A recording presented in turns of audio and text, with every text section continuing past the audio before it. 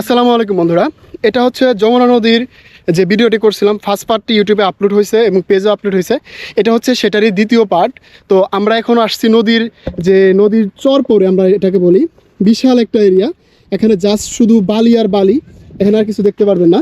যদি আপনাদেরকে আমি দেখাই, তো এখানে দেখতে পারবেন যে বিশাল পরিমাণের আপনার এই চারিদিকে শুধু বালি, আর ওখানে সামনের দিকে হচ্ছে আপনার, যদি আমরা সামনের দিকে যাই, আপনাদের সামনের দিকে দেখাচ্ছি, সেখানে আপনাদের যে দেখায় আমরা সাধারণত যে আমরা যে খাই, বাদামটা খাই, বাদামের যে চাষটা হয় বেশিরভাগ হয় চরে। আপনার এখানকার যে বাদামটা হয় বালি মাটিতে সব থেকে বেস্ট, একদম ভালো পরিমাণ বাদাম হয়। তো আমরা দেখাবো যে আসলে বাদাম চাষটা কিভাবে করে হয়, বাদামের গাছটা কেমন হয়, তো সেটা আপনাদের দেখাবো। তো ভিডিওটি কন্টিনিউ করতে থাকুন। ভিডিওটির শেষে আরও ইন্টারেস্টিং কিছু জিনিস দেখাবো আপনাদের, তাই ভিডিওটি কন্টিনিউ করুন। আর আপনাদের দেখেন বালির যে পানির যে স্রোত যে ছিল, এই স্রোতের কারণে বালির একটা সুন্দর নকশা এখানে তৈরি হয়েছে, আর দেখতেও অনেকটা খুবই সুন্দর লাগতেছে। যদি সময় পান আপনারা মাঝে মধ্যে ঘুরবেন, বা প্রকৃতির যে সৌন্দর্য সেটা আসলে ভোলার মতো না, বা মানে অপরিহার্য সৌন্দর্যময় একটা জিনিস। পলিমাটির বলেন বা বালিমাটি বলেন, সেটা অনেক সৌন্দর্য। আর একটু পরে সূর্যটা ডুবে যাবে। আমি ট্রাই করবো আপনাদেরকে এই সূর্য ডোবার ভিডিওটা দেখানোর জন্য। সামনে কিছু সবুজ জিনিস দেখা যাচ্ছে, পেঁয়াজের চাষ করছে তারা। আর পেঁয়াজ, এখানে দুই রকমভাবে পেঁয়াজ চাষ হয়, আপনারা জানেন কিনা।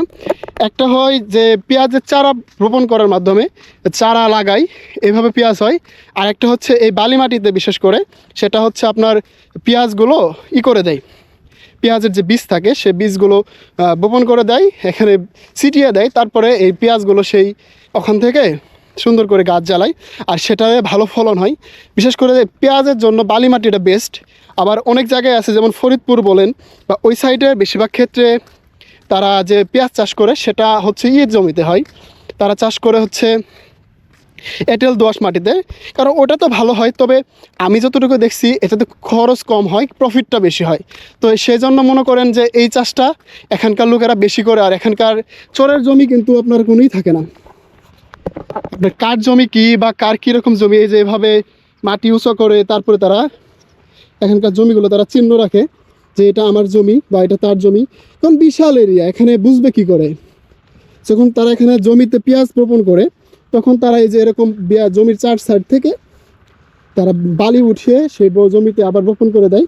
দেখুন আপনারা, অনেক সুন্দর পেঁয়াজ গাছগুলো যদি কাছ থেকে দেখাই, একদম ছোটো ছোটো পেঁয়াজ গাছ। তো এটা আবার যখন আপনার বড় হবে তখন দেখতেও সুন্দর লাগবে, আর অনেক পরিমাণ পেঁয়াজ হয় এখানে। আপনার 1 বিঘা প্রতি প্রায় 30 মণ 40 মণ পেঁয়াজ হয়। তাহলে কল্পনা করতে পারেন এখানে খরচ আর কয় টাকা। এই যে এখন লাগিয়ে দিয়ে গেছে, এটা মনে করেন যখন বড় হবে তখন এসে নিয়ে যাবে। আর এজন্য এখানকার চরের জমিগুলো যখন পানি শুকিয়ে যায়, অনেক মানে লাভবান হয় এখানকার যারা কৃষক থাকে, বা তাদের জমিগুলো সুন্দরভাবে চাষ করতে পারে। তো আপনাদের সাথে অনেক বকবক করতেছি, এখনও অনেকটা দূর সামনে, এখনও বাদামের ক্ষেত। তো আমি চাচ্ছিলাম ভিডিওটি স্কিপ করতে, তো ভিডিওটা লং হয়ে যাচ্ছে। আপনারা যদি অনুমতি দেন তাহলে আমি কন্টিনিউ করি। তো সামনে যাইতে থাকি, দেখি আপনাদেরকে আরও পেঁয়াজের সুন্দর সুন্দর যে গাছ, তারপরে এখানে কিছু দেখলাম ধানের গাছ। তো দেখি আপনাদেরকে বাদামের যে চাষ করার সিস্টেমটা সেটা দেখাতে পারি কিনা। তো ভিডিও লং হয়ে যাচ্ছে, এটা থাকবে আপনাদের পেঁয়াজের যে চাষ হয় সেটা রিলেটেড, বা পেঁয়াজ যেরকম সুন্দরভাবে চাষ করা যায় সেটা। তো ভিডিওটা যদি আপনারা কন্টিনিউ করেন তাহলে আমি সেকেন্ড পার্ট না করে এই পার্টে শেষ করে দেবো বাদামের চাষের সেই সৌন্দর্য দৃশ্যগুলো। তাই আপনারা কষ্ট করে একটু কন্টিনিউ করুন, আমি বাদাম চাষের ভিডিওটি আপনাদের দেখাবো। তো একটু ভিডিওটা স্কিপ করছি, পরে আবার দেখাচ্ছি। তো বন্ধুরা, আমরা এখন চলে আসছি বাদামের ক্ষেতে। এখন মনে করেন বাদামের যে চাষ, বিঘায় বিঘায় বাদাম আর বাদাম। এখানে যদি দেখেন আপনারা, খালি বাদাম আর বাদাম।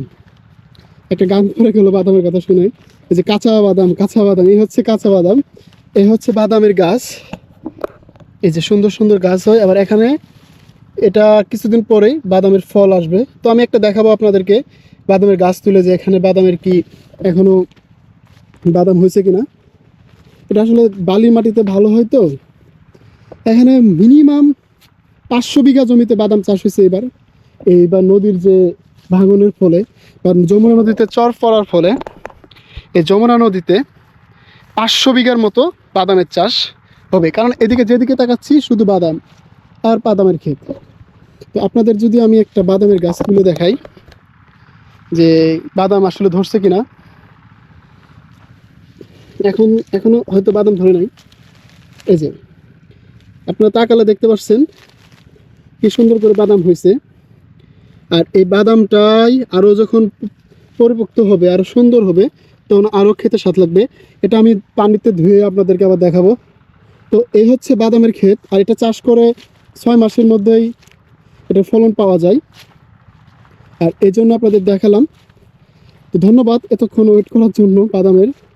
আর বাদামের সেই সুন্দর গাছ, এই বাদাম সহ আপনাদেরকে ধুয়ে এটার লাস্ট ক্লিপটা বাদামটা ধোয়ার পরে কি সুন্দর লাগতেছে সেটা দেখাবো। ধন্যবাদ ভিডিওটি শেষ পর্যন্ত কন্টিনিউ করার জন্য। দেখা হবে আবার অন্য একটা ভিডিওতে অন্য আরেক দিন। তো সেই পর্যন্ত ভালো থাকুন, সুস্থ থাকুন। আসসালামু আলাইকুম।